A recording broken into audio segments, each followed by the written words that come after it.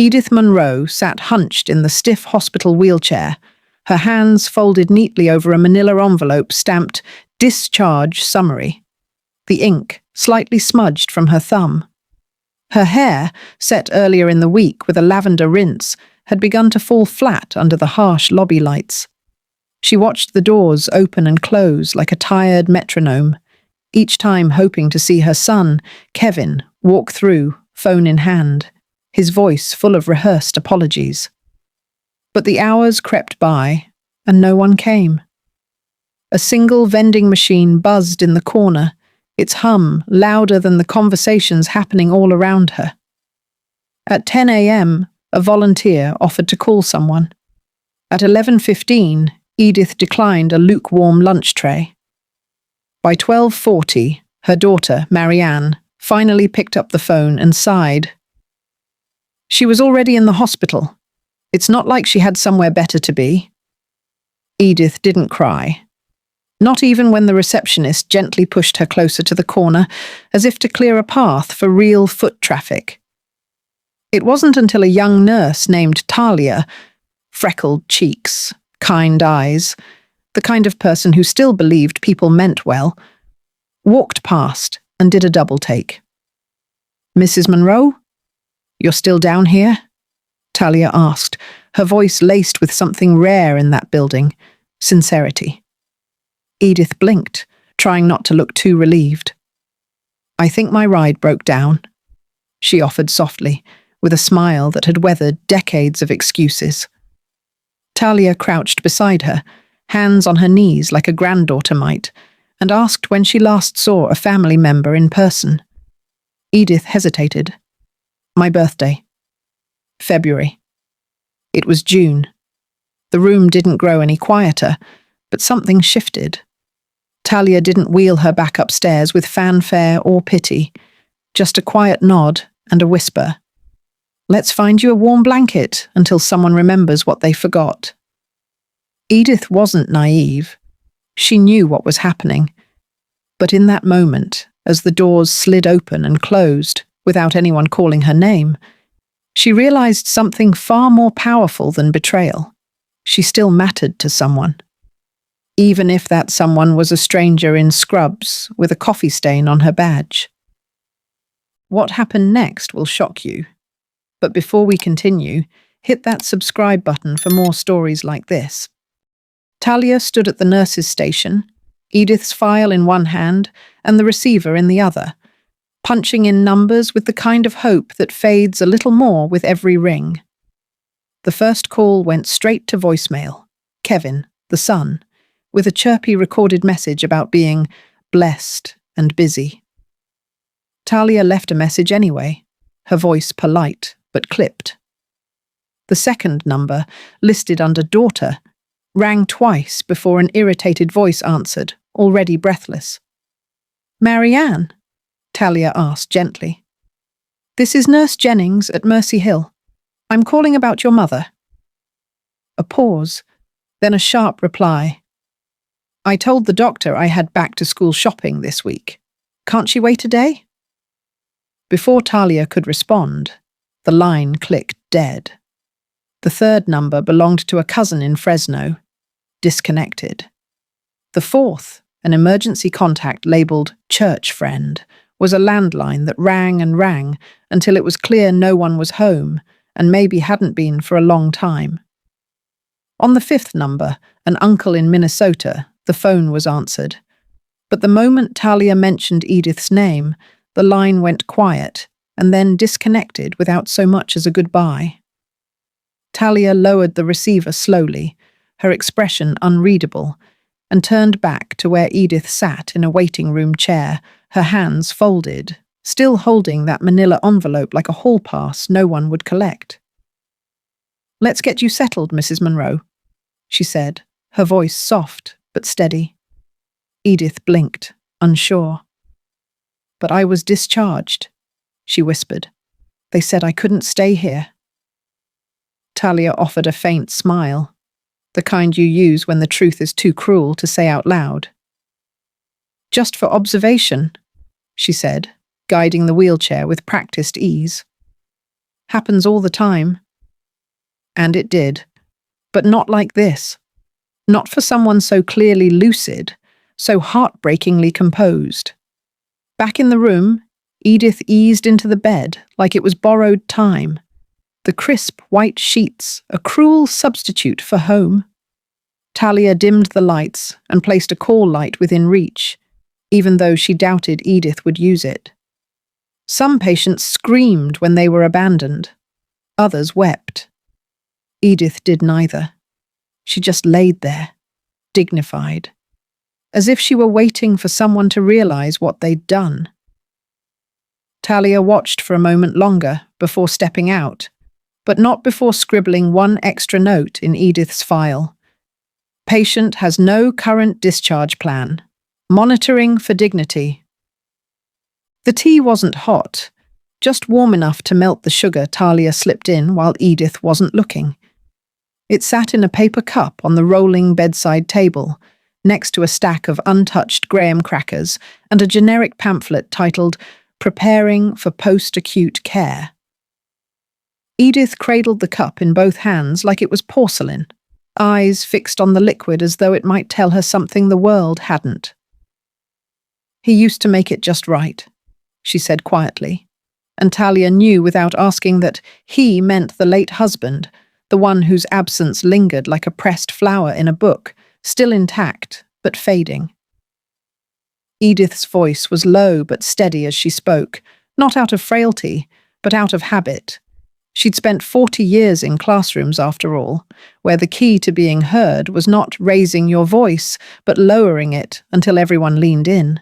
She told Talia about the small brick school on Elm Street, where she taught second grade for 3 decades. How she knew every trick for getting glue out of sweaters and every lie a child told before confessing. She spoke of her favorite lesson, how she'd take the kids outside and teach them about shadows, how they were only long when the sun was low, and even the tallest ones vanished at noon. "Funny," she said, looking out the window where the sun had already dipped behind the parking structure. "You get to a point where you're just paperwork in someone's inbox, a task, a checkbox." Talia didn't interrupt, just sat quietly on the window ledge, her scrubs wrinkled from a 12-hour shift and her name badge dangling loosely, like everything else in the room. Edith went on, describing grandchildren she hadn't seen since they were in diapers, their names mentioned in passing on Christmas cards she didn't send anymore. She said it not with anger, but with a quiet resignation that clung to the walls like old wallpaper, hard to remove, but easier to ignore. Talia finally spoke. "You're not paperwork to me." Edith smiled faintly. "You say that now?" But something about the way she said it, with a warmth that didn't match the temperature of the tea, made Talia wonder if maybe, just maybe, someone still being kind without being required to was enough to make her believe it again. Talia knelt by the side drawer where someone had stuffed Edith's belongings into a thin plastic hospital sack, the kind normally used for disposable gowns or biohazard waste. It crackled as she pulled it open, fishing out the floral print handbag that was more stitched memory than accessory. Edith watched from the bed with a strange stillness, like she already knew what Talia would find. "Just a few things," she murmured. But inside was more than lipstick and tissues. There was a checkbook with corners curled like autumn leaves, each line a record of quiet responsibility, donations to churches, payments to tradesmen, birthday gifts sent to grandkids who never called. Tucked beneath it were US bond certificates, yellowing but uncashed, the kind people forget they ever bought, except Edith hadn't forgotten. She'd saved, slowly, religiously, in a way people didn't anymore. But what made Talia pause was the small navy flash drive clipped to the inside zipper, labelled in clean looping cursive, Charles's files. Talia glanced at Edith, raising an eyebrow. "Your husband's?" she asked, already picturing old vacation photos or scanned letters. Edith nodded once. He was an accountant, the meticulous kind, saved everything. Talia smiled politely, assuming it was sentimental clutter, maybe some spreadsheets, a few retirement summaries, things widows held onto to feel close again. But Edith's eyes didn't match the softness of her voice. They were steel under gauze. Everything, she repeated. Tax records, business deals, who borrowed what, who never paid back, the whole truth. Talia straightened. You mean? I mean, Edith said, her voice calm as a librarian's. It's not just a keepsake, it's a ledger. Names, dates, and figures, and every person who stopped calling me knows what's on there. The air in the room changed. The buzz of fluorescent lights seemed to hush. Talia stared at the tiny flash drive, its casing so unassuming, like a matchbook in a drawer full of wedding photos. But in Edith's hands, it felt like something else entirely. Not nostalgia, not grief, not revenge even. Just truth that had waited long enough. And as she tucked the flash drive back into her bag with careful fingers, Edith added, "Let them think I'm fragile." That's always been their mistake. He arrived wearing a suit, too pressed for sincerity, and holding a coffee he didn't offer to anyone else. Edith was propped up against two pillows, her hair brushed back by Talia just an hour earlier, her robe neatly tied at the waist like a woman waiting for company, not answers. "Hey, Mom," her son said, the kind of mom that's supposed to buy him time, buy him grace, buy him something he hadn't earned. Talia stood quietly in the corner, pretending to check vitals, but Edith's eyes never left her son's. "I've been meaning to get here sooner," he started. "You know, things have just been hectic with work, the kids." Edith raised a hand, slow and delicate, the way you might pause a song on an old record player. "Do you know the name of the nurse who's been caring for me?" He blinked, thrown. "What?" "Her name," Edith repeated. "The one who helped me bathe, changed my dressings, brought me my meals, sat with me for hours when no one else called." His mouth opened, then closed. I didn't think—" "You didn't," she cut in, not unkindly, but with a finality that snapped like a shut book.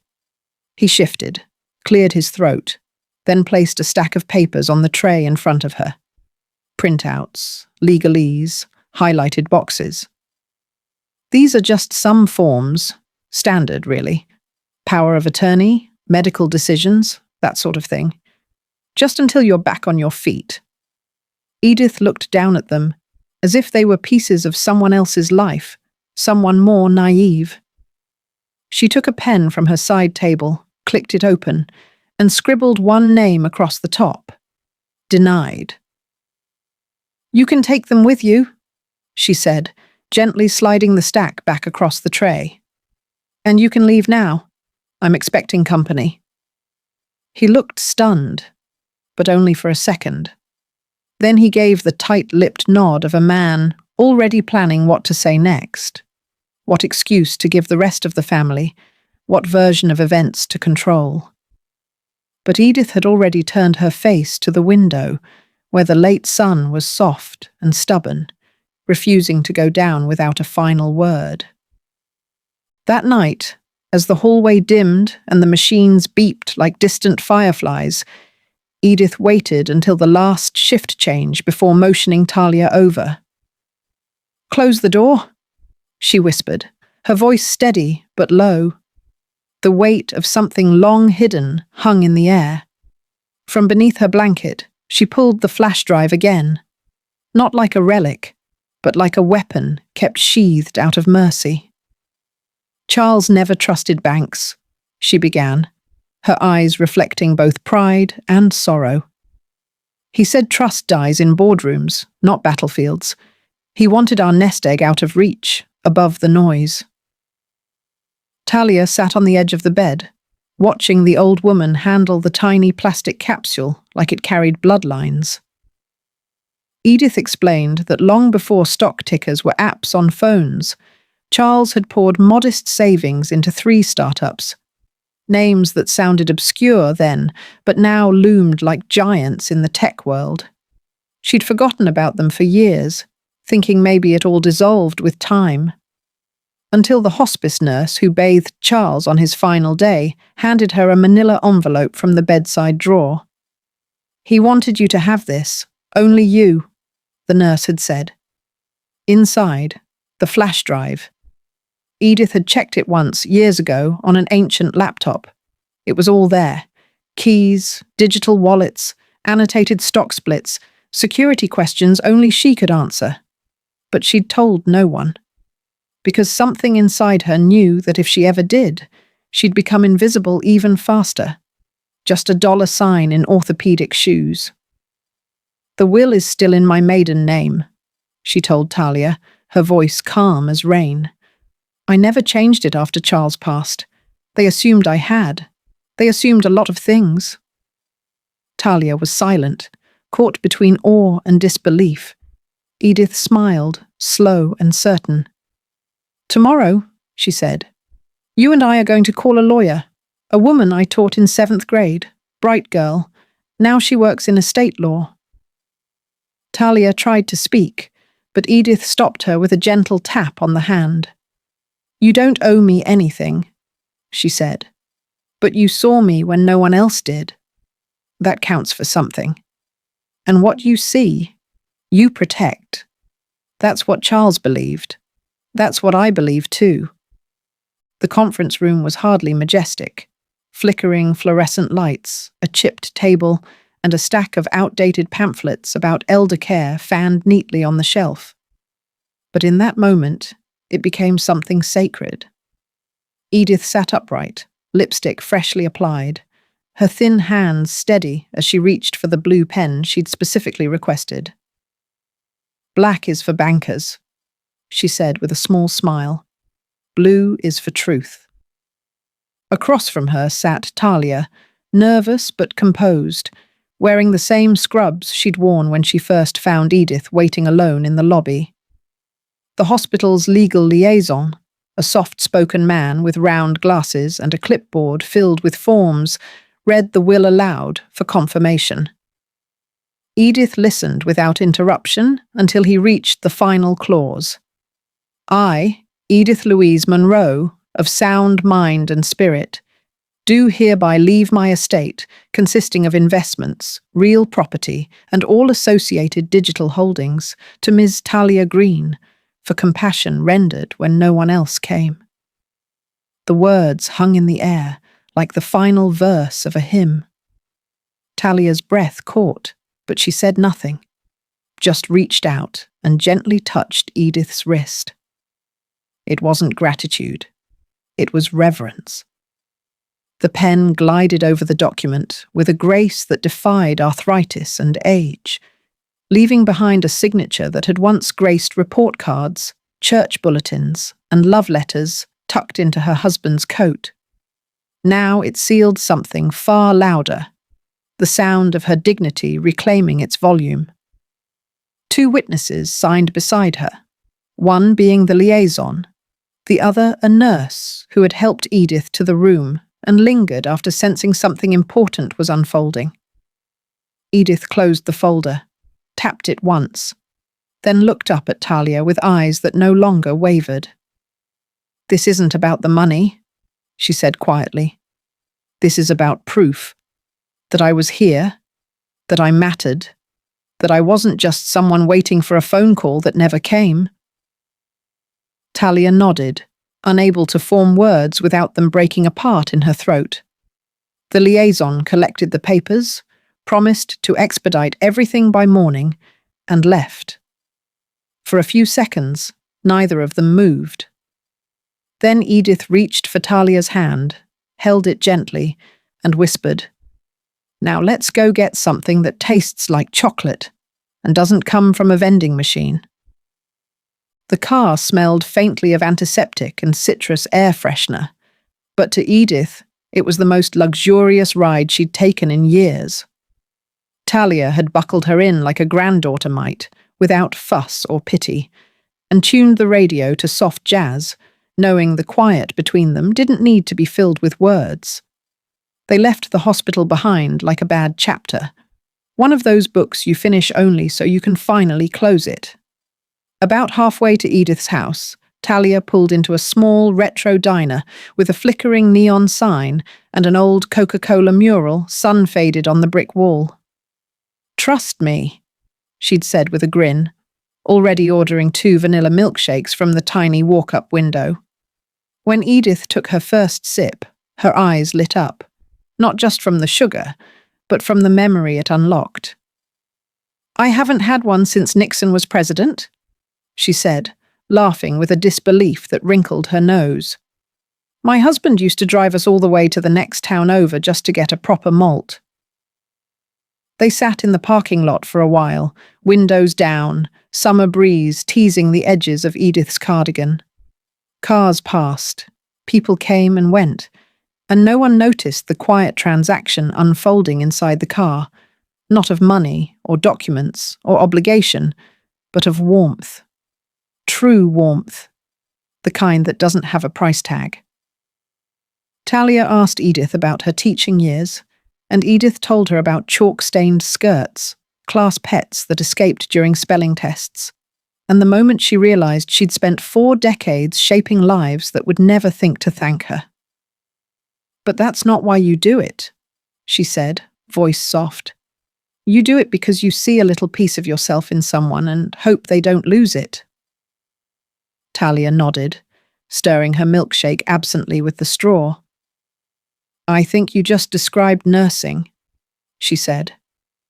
They didn't hug when they got back into the car. Neither of them was the type. But something had clicked into place like a seatbelt buckle, invisible, but secure. When they finally pulled up to Edith's small but well-kept home, the porch light was already on, even though no one inside had turned it on for her.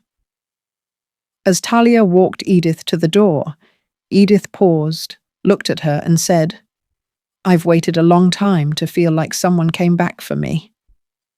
And in that moment, under the soft glow of a porch light meant for no one else, someone finally had. The funeral home smelled of lilies and expectation that Edith's children and grandchildren wore like expensive cologne. They arrived in tightly tailored suits and forced sorrow, the kind that doesn't touch the eyes, only the posture. Her son Charles whispered to the pastor about a private meeting later, and her daughter Miriam asked the funeral director if the will was ready to be collected. None of them noticed Talia standing quietly near the back, dressed in respectful navy blue, holding a folded tissue in one hand and the edges of memory in the other. 6 weeks had passed since the milkshake and the ride home. 6 weeks since Talia had checked in every evening, helped Edith sort her pill organizer, and watched black and white reruns with her while folding laundry. Edith had died with grace, like she'd taught children to do everything else, softly and with a sense of punctuation. At the end of the service, just as murmurs of inheritance began to rise like steam, a man in a grey blazer stepped to the front. He cleared his throat. "Per the wishes of Miss Edith Monroe, I will now read a statement regarding her estate." The whispering halted. Chairs creaked. Cell phones were quickly silenced. The lawyer read slowly, letting every syllable slice clean.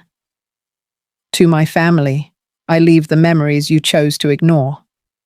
To my son and daughter, I leave the freedom I found in your absence. And to Ms. Talia Jennings, I leave everything else. My home, my accounts, and the shares you never knew existed. For compassion rendered when no one else came." The room went so quiet, even the floral arrangements seemed to wilt in shame. Charles sputtered, demanded clarification, but the lawyer merely lifted the signed, witnessed, and notarized copy of the will. "This document is final," Talia didn't flinch. She didn't gloat. She simply folded the tissue in half and stood up, not to claim anything, but to leave. Miriam stood too, lips pressed tight, rage bubbling like cheap champagne. "She barely knew you," she hissed. Talia turned, her voice steady. "She knew me better than anyone in this room ever tried to." Then she stepped into the sun, not as a nurse walking away from a patient, but as a woman carrying forward a life entrusted to her, not out of blood, but out of earned love. Spring came early that year, brushing the hospital grounds in pale green buds and the first whispers of tulip stems. Talia stood in the courtyard with dirt on her knees and sunlight in her hair, carefully placing the last stone around the garden bed she'd spent weeks designing. At the centre sat a wooden bench, curved and smooth, with a small brass plaque embedded along the top rail. "In loving memory of Edith Monroe, for the ones the world forgot." Beside it grew a young dogwood tree, its white blossoms already reaching gently skyward like open palms offering grace. Talia had paid for the entire project herself, quietly, without ceremony. It wasn't about spectacle. It was about restoration. The forgotten ones, the quiet elders, the patients wheeled in and left waiting by doors that never opened. This was for them. The garden was a sanctuary from fluorescent lighting and clipped voices, from the shuffling silence of those who've been labelled too much or not urgent. Now nurses would guide wheelchairs here on lunch breaks. Some patients would watch the tree bloom through windows and know they weren't invisible. And on rare days, Talia would sit there herself, with her tea and a tattered paperback, imagining Edith beside her, complaining about the birds stealing seeds, wondering aloud if dogwoods ever got lonely. People had asked her, why not spend the inheritance on a new car, a new house, a new life? But Talia already had a life. She had meaning. And Edith had given her something far richer than money, a reminder that love, when chosen freely and without blood ties, was perhaps the purest form of family there is. As she watered the young roots and pressed her hand gently to the plaque, Talia whispered, "You're still seen, Edith. Always." And somewhere in the soft rustle of branches overhead, it almost sounded like a thank you.